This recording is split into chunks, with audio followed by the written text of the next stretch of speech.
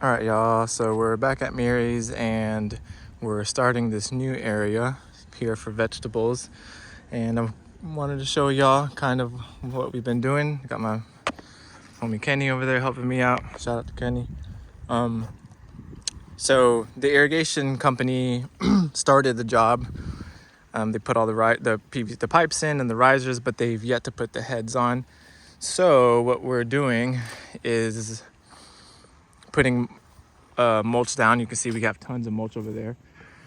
So today's Monday, so on Wednesday we're gonna get more mulch laid out in between the risers here. So this will be the next section, and this will be the next section, so on and so forth.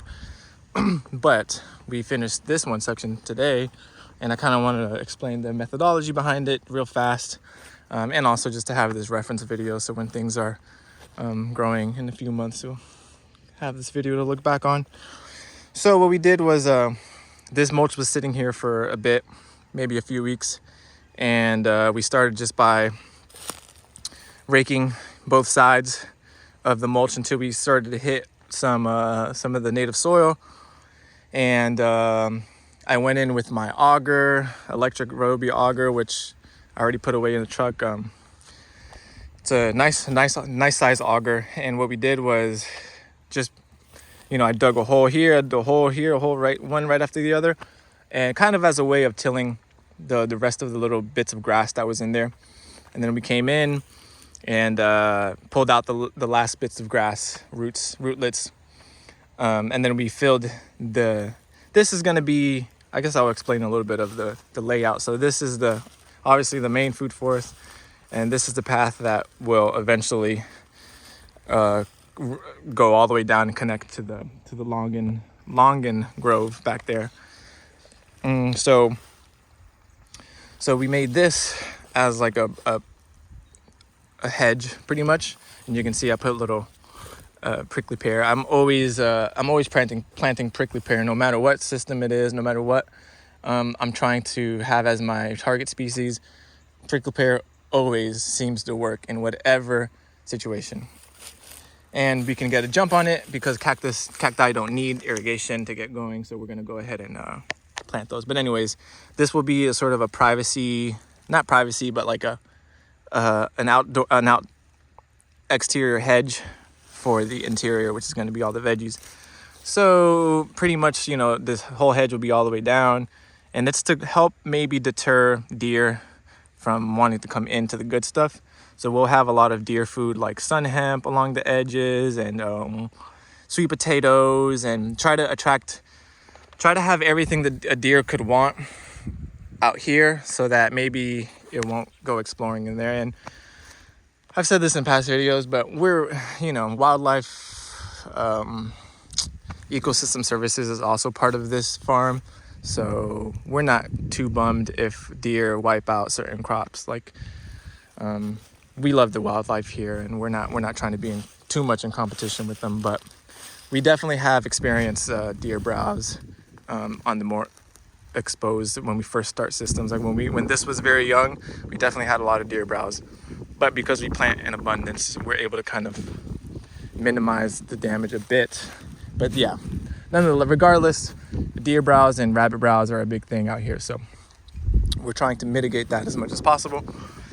So we are going to have the exterior sort of hedge with a bunch of things, like I said. And also the idea is that this, we might have bananas and papayas and things like that. So if we do have bananas here, some of that biomass will eventually, be used for this system as well. But the bed orientation is running north-south, whereas those are going east-west. So the pathway is east-west, but the beds themselves are just little small beds. And the same thing. We opened them up. We dug a trench until we got to the soil, and we put some auger holes to break up the soil, and then we added a little bit, kind of show you what it looks like underneath. And then we added a little bit of some nice compost so that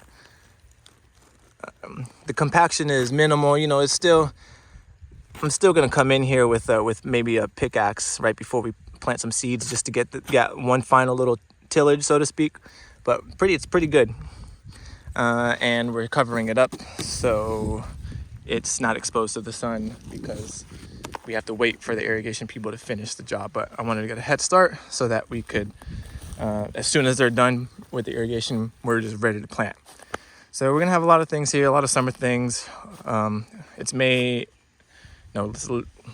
April like 22nd right now or something like that. So the irrigation company is gonna come back May 7th. So as soon as they're here, as soon as they're done, we'll be able to get away with like okra, maybe some Seminole pumpkin, maybe some watermelon, definitely sweet potato, and just a lot of summer goodies. Maybe some cover crops of sun hemp if we don't figure out what to plant. We might just plant half these beds with sun hemp, whatever.